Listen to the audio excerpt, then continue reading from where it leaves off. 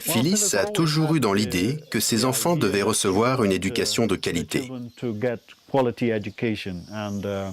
Je me souviens que lorsque je suis arrivé ici, les enfants allaient à l'école publique. Ce n'était souvent rien de plus qu'une baraque en terre avec un toit de tôle. Et je me souviens également que quand la pluie tombait, les cours devaient être interrompus. On ne pouvait tout simplement plus comprendre ou entendre le professeur.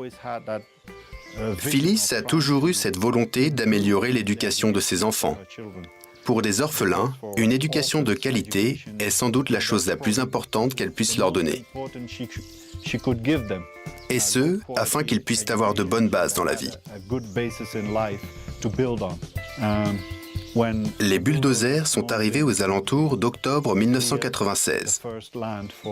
Nous avons alors dégagé la première parcelle de terrain pour la construction. Puis, l'école a ouvert ses portes. Je pense que ça a été un moment très important dans sa vie. Réussir à construire une école pour ses enfants, dans laquelle ils pourraient recevoir une éducation de vraiment bonne qualité.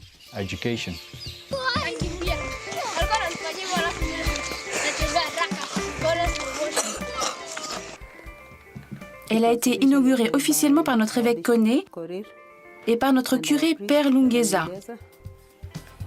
C'était un grand jour.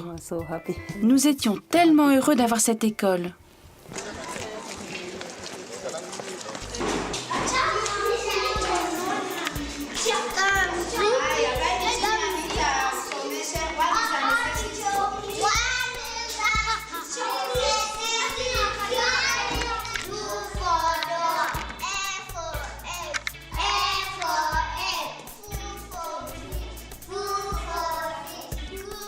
Les frais de scolarité que payent les autres élèves aident aussi nos enfants, car je ne paie rien.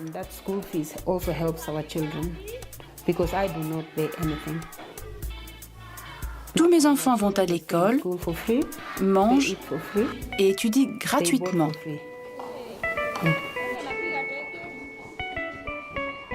En plus de l'éducation, l'idée de Phyllis, c'est aussi qu'il est bon pour les enfants de s'intégrer aux enfants provenant de familles normales,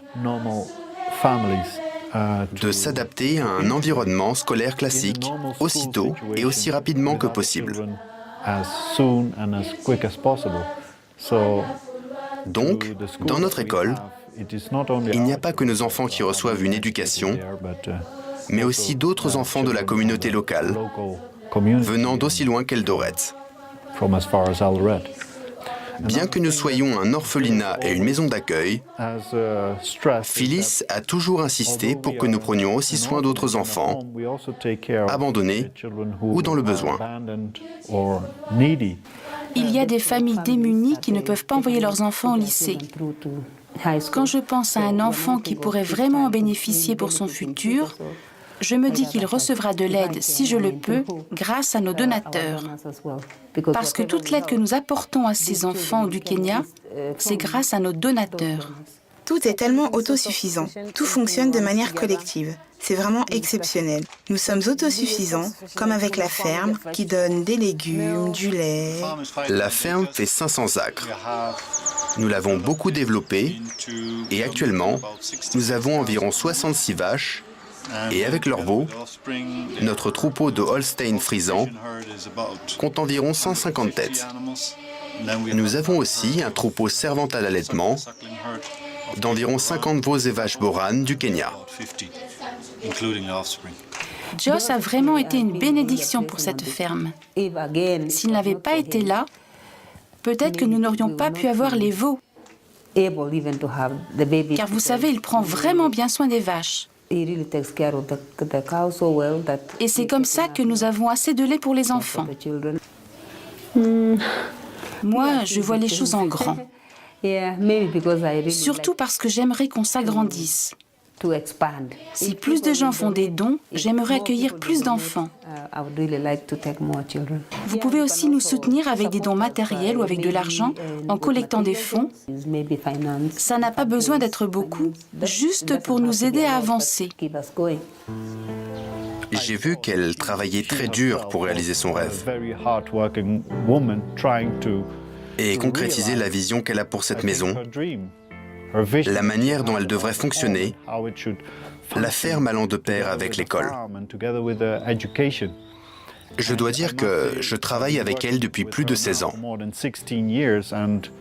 Cette première impression que j'ai eue d'elle ne m'a jamais quitté. Ça a toujours été ainsi.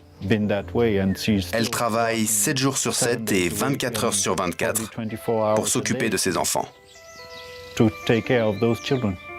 C'est principalement l'amour pour ses enfants et pour ceux que j'ai eus avant eux. C'est ce qui me pousse à continuer encore et encore. Je ne sens même pas que je vieillis. Je continue et je continue. Peut-être que si je m'arrête moi-même, que mon cœur s'arrête de battre, alors je pourrais cesser. Autrement, je continuerai. Tant que je suis encore capable de m'occuper d'eux, je le ferai, en espérant que Dieu me donnera encore la force de continuer.